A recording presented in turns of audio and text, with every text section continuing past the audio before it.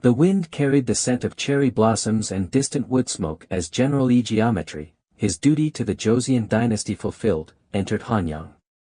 Years of battle had etched lines onto his face, a stark contrast to the youthful faces lining the bustling streets. He bore a long scar on his cheek. His eyes, though sharp and alert, held a lingering shadow of loss, a constant reminder of comrades fallen and a life irrevocably altered.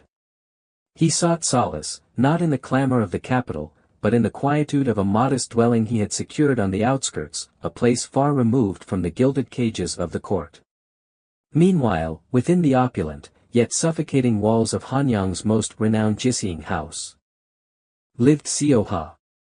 Her beauty was legendary, a delicate bloom amidst a garden of thorns. Her skin was as pale as the winter moon, contrasted by a single, striking beauty mark beneath her eye, like a fallen petal on snow. Her voice, when she sang, was said to tame the wildest storms, and her fingers danced across the strings of the Yi-geom with a grace that captivated even the most jaded hearts. Yet, behind the practiced smiles and silken robes, Seo-ha harbored a yearning for a freedom that her gilded cage could never offer. She was a prisoner of her own beauty, forced to entertain the whims of powerful men, her spirit slowly withering under the weight of unspoken desires. Her only solace was Danbai, the handmaiden and only friend. One evening, as the crimson sun dipped below the horizon, casting long shadows across the Jising house's courtyard, Zhou Guanyang, a notoriously corrupt and lecherous official, arrived. He was a man of considerable power, his girth a testament to his insatiable greed, his eyes glittering with cruel amusement. He had long coveted Seo-ha. His desire fueled by her aloofness, her refusal to succumb to his advances.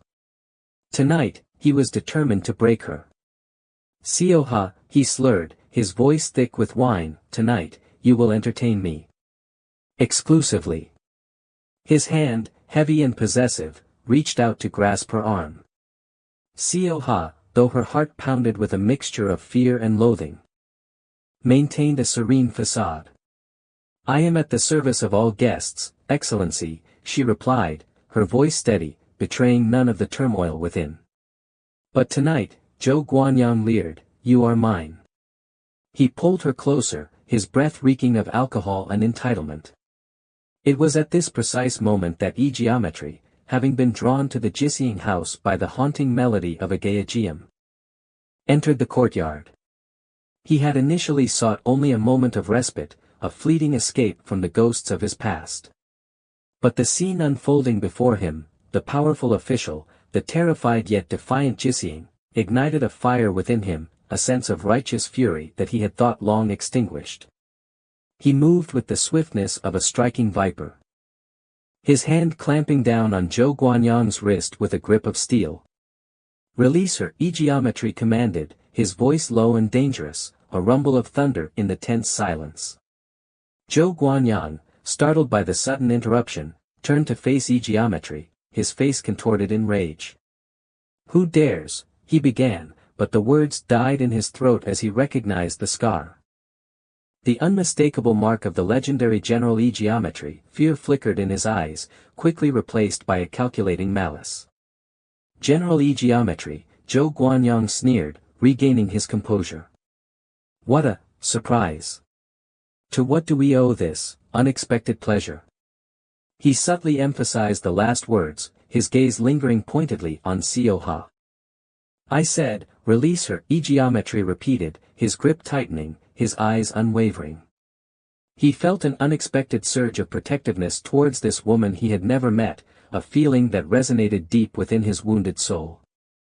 Zhou Guanyang, realizing he was outmatched physically, decided to resort to his true weapon, his influence. You dare lay a hand on a royal official, he hissed. Do you know who I am? I know you are a man who abuses his power, Yi-geometry replied, his voice cold and unwavering. And I will not stand by and watch you prey on the vulnerable. Vulnerable? Zhou Guanyang laughed, a harsh, grating sound. She is a Jising, general. Her purpose is to please men like me. She is a human being, Yi-geometry retorted, and she deserves to be treated with respect. Seo-ha, watching this exchange, felt a flicker of hope ignite within her weary heart. She had encountered countless men in her life, men who saw her only as an object of desire, a plaything to be used and discarded. But this man, this scarred warrior, saw something more. He saw her humanity. Zhou Guanyang, sensing he was losing control, resorted to threats. "You will regret this, General. I have friends in high places. You may have won battles on the field, but you are no match for the power of the court."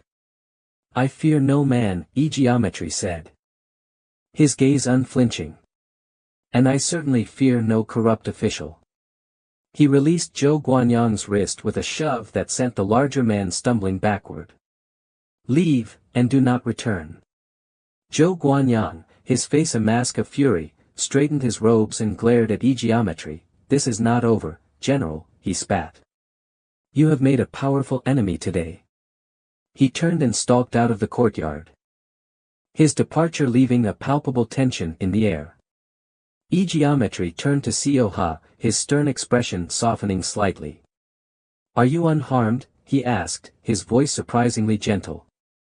Seo-ha, still trembling from the encounter, nodded. "Yes, General." "Thank you," she whispered, her voice barely audible. She looked up at him. Her eyes filled with a mixture of gratitude and something more, a nascent spark of something she had long thought extinguished. He offered her a small, almost imperceptible bow. "It was my duty to intervene. No one deserves to be treated with such disrespect." He hesitated, then added, "The music, it was beautiful." Seo-ha blushed. A delicate flush rising on her pale cheeks. "It is my profession," she murmured, her gaze dropping to the ground.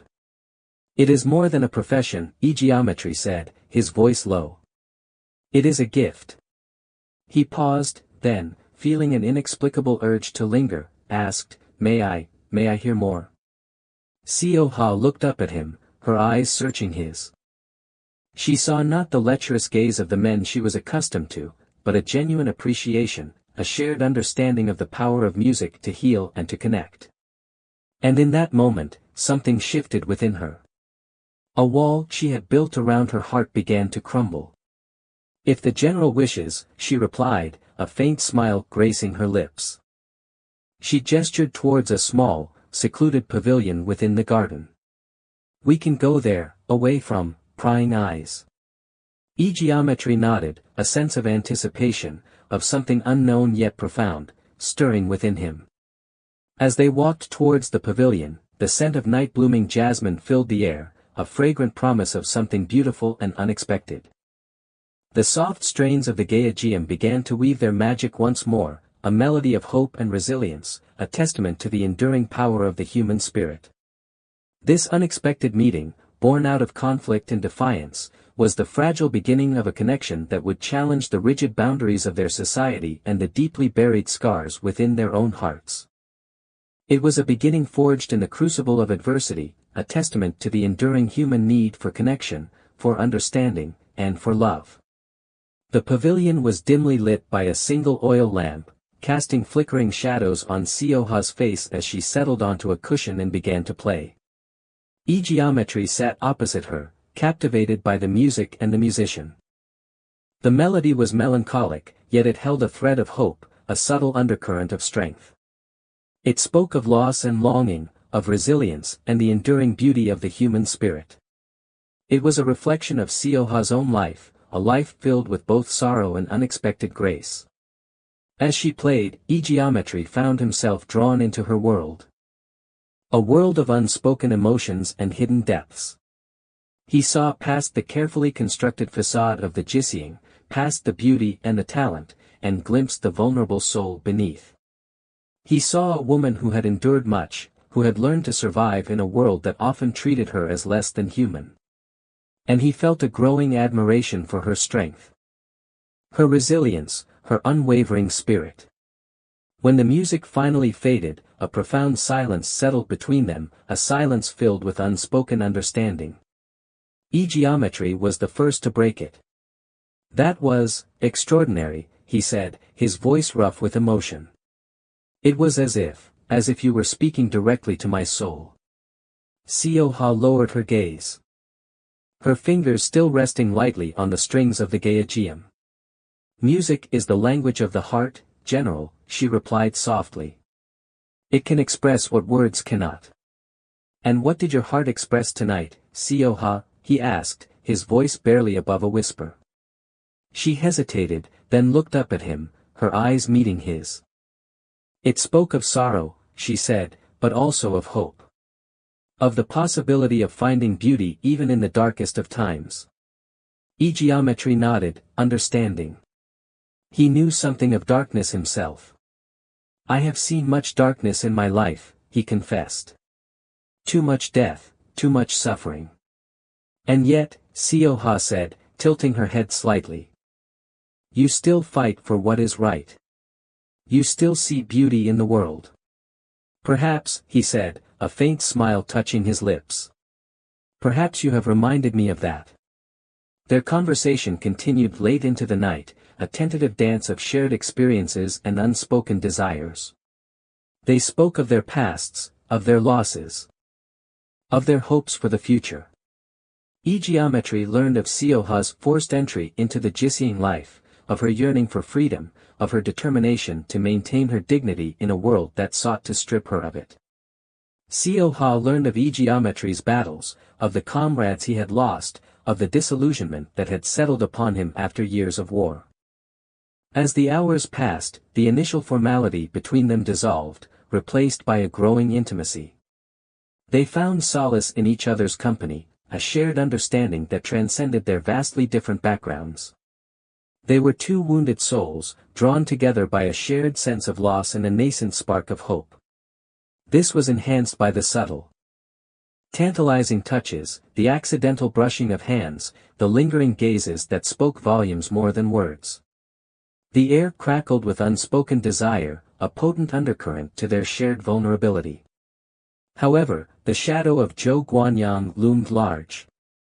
The next morning, Yi-geometry was arrested, falsely accused of treason by the corrupt official. Zhou Guanyang, using his influence within the court, had fabricated evidence, painting Yi-geometry as a traitor who plotted against the king. The arrest was swift and brutal, a public spectacle designed to humiliate Yi-geometry and solidify Zhou Guanyang's power. News of Yi-geometry's arrest reached Seo-ha like a physical blow. She knew, with a certainty that defied logic, that he was innocent. She also knew that she was the only one who could save him. Zhou Guanyang's actions were not just an attack on Yi-geometry, they were an attack on her, on the fragile hope that had begun to blossom within her. Seo-ha, despite the danger, resolved to help Yi-geometry. She knew that Zhou Guanyang held all the cards. That he controlled the narrative and the evidence. She also knew that she possessed a weapon of her own, her beauty, her wit, and her access to the inner circles of power. Meanwhile, imprisoned and awaiting trial, Yi-geometry was not idle. He knew he was innocent, but he also knew the power of Zhou Guanyang's influence. He could not rely on the justice system to save him. He needed proof, evidence that would expose Zhou Guanyang's lies and reveal his true nature. It was Mu Jin, Yi-geometry's loyal brother-in-arms, who took the first step. He had witnessed Yi-geometry's arrest and, suspecting foul play, began his own investigation. He knew he couldn't act openly without risking arrest himself, so he moved in the shadows. Gathering information, questioning witnesses, piecing together the truth. He knew that Seo-ha was Yi-geometry's last, best chance. Mu Jin, with his network of contacts in the city's underbelly, managed to arrange a secret meeting with Seo-ha. He explained the situation, the false accusations, the fabricated evidence. He told her of Yi-geometry's unwavering belief in her. Of his hope that she could somehow help him. He knew it was a dangerous request, one that could cost Seo-ha her life, but he also knew that she was the only one who could possibly penetrate Zhou Guanyang's defenses. Seo-ha listened intently, her heart pounding in her chest. She knew the risks, the potential consequences. But she did not hesitate. She had seen the goodness in Yi-geometry's eyes, the strength in his character. She had felt the spark of a connection that transcended their different worlds. She would not stand by and watch him be destroyed by a corrupt official's lies. "I will help him," she said, her voice firm, her eyes resolute. "Tell me what I need to do." Mujin outlined a plan, a daring and dangerous gambit that relied on Seo-ha's ability to get close to Zhou Guanyang, to gain his trust, to uncover the truth. It was a plan fraught with peril, but it was their only hope. Seo-ha, with Danbai's unwavering support, began to put the plan into action. She used her charm and her reputation to secure an invitation to a private gathering hosted by Zhou Guanyang. It was a lavish affair, filled with powerful officials and wealthy merchants, all eager to curry favor with the corrupt official. Seo-ha, dressed in a stunning hanbok of deep crimson silk, moved through the crowd with grace and poise. Her every movement calculated to attract Zhou Guanyang's attention. She laughed at his jokes, flattered his vanity, and subtly played on his desire for her. She was walking a tightrope, balancing between seduction and repulsion, carefully navigating the treacherous currents of courtly intrigue. The night air was thick with the cloying sweetness of expensive perfume and the undercurrent of whispered conspiracies. As Zhou Guanyang became increasingly intoxicated, both with wine and with Seo-ha's apparent attention, she began to subtly steer the conversation towards Yi-geometry. She feigned concern, expressing her sorrow at the general's tragic downfall. She lamented his foolishness in challenging a man as powerful as Zhou Guanyang. "He was a brave soldier," she said, her voice laced with a hint of sadness, "but he clearly underestimated your influence, Excellency." Zhou Guanyang, puffed up with pride and fueled by alcohol, preened under her attention. "He was a fool," he agreed, his voice slurred. "He dared to cross me, and now he will pay the price." Seo-ha continued to probe, carefully guiding the conversation, subtly extracting information from the increasingly boastful official. She learned of the fabricated evidence, the bribed witnesses, the entire elaborate scheme that Zhou Guanyang had concocted to destroy Yi-geometry. Seo-ha, maintaining her composure with an effort that cost her dearly, continued to play her part. She knew that one wrong word, one misplaced glance, could betray her and cost Yi-geometry his life. She had to be perfect, flawless in her deception. She plied him with more wine, encouraging him to boast further about his cunning plan.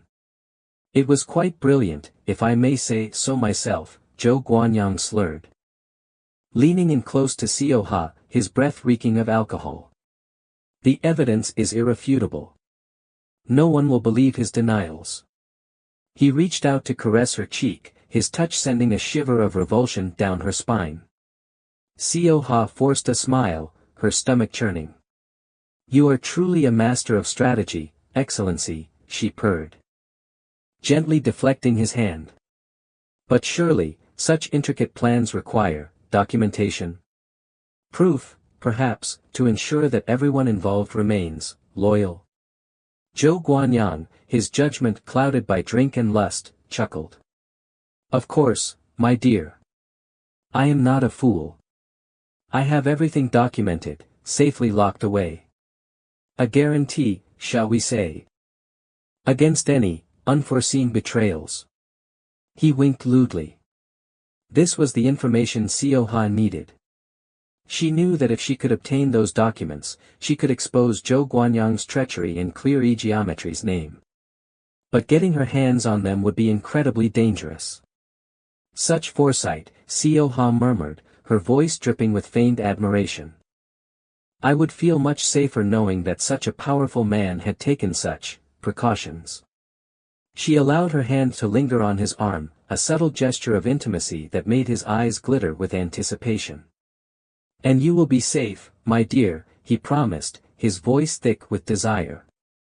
"As long as you remain close to me." Seo-ha knew that she had to act quickly. She couldn't risk staying in Zhou Guanyang's presence any longer than necessary. She needed to find a way to get him to reveal the location of the documents without arousing his suspicion. She decided to employ a combination of seduction and subtle manipulation, a dangerous game that required all her skill and cunning. The evening progressed and Seo-ha, under the pretense of retrieving a special wine, managed to get Joe away from the crowd, leading him to a private study filled with books and official scrolls. With Joe focused on choosing the wine, Seo-ha pretended to casually examine an intricately carved wooden chest, the kind used for storing important documents. "This is beautiful craftsmanship. Excellency. Do you keep your most valuable treasures here?" She kept her voice light, her eyes wide with feigned innocence.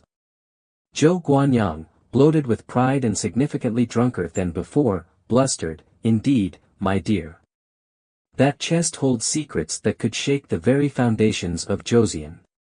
He gave a clumsy bow, nearly losing his balance. Seo-ha steadied him, letting her fingers brush against his hand for a moment longer than necessary. "I can only imagine," she whispered, her voice a husky murmur. "A man of your power must have many enemies." He swelled with self-importance. "Let them try. I have taken precautions. Everything is documented. Sealed, and hidden where no one but I can find it." He tapped the chest with a possessive hand. "The key, my dear, is always on my person." He patted a small pouch at his belt, swaying slightly. Seo-ha knew this was her chance. She had to get that key. But she needed to be both swift and subtle. Any hint of suspicion, and she would be lost. The plan was intricate, relying on Danbai's help. Earlier, Danbai, posing as a new serving girl, had managed to slip a potent sleeping draught into Zhou Guanyang's wine. It was a slow-acting concoction, designed to take effect gradually, making him drowsy and disoriented before finally rendering him unconscious. Seo-ha knew that time was running out. The draft should be taking effect soon. As Zhou Guanyang continued to boast about his cleverness, Seo-ha feigned a sudden, dizzy spell. "Oh, Excellency," she gasped, clutching her head. "I feel faint. Perhaps the wine." Zhou Guanyang, already unsteady on his feet, was immediately concerned. "My dear. Are you unwell?" He reached out to support her. His movements clumsy and uncoordinated. Seo-ha leaned against him, pretending to stumble. As she did, she expertly slipped the small pouch containing the key from his belt. It was a risky move, one that required perfect timing and a delicate touch.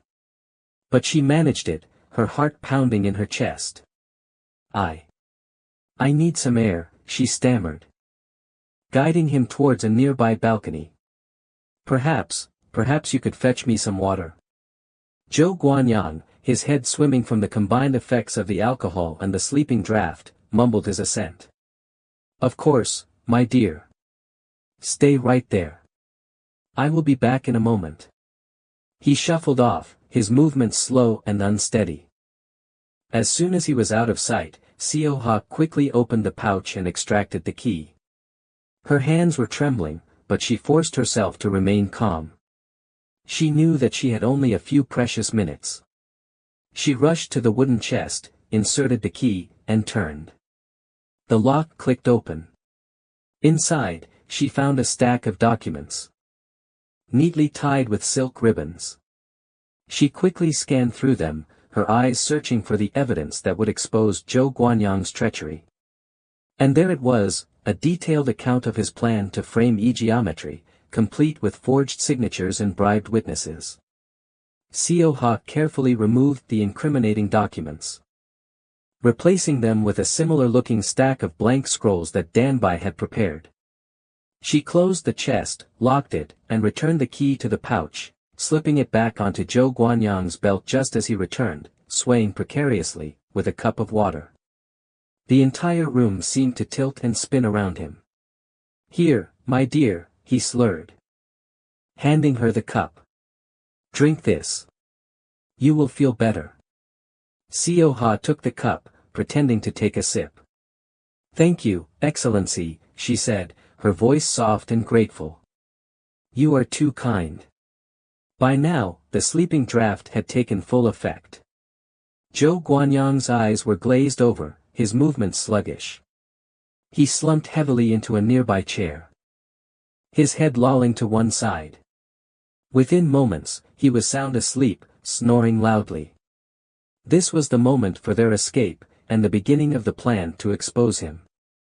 Meanwhile, Mu Jin, after his meeting with Seo-ha, had not been idle. He had used his connections within the military to gather support for Yi-geometry. He had spoken to soldiers who had served under Yi-geometry.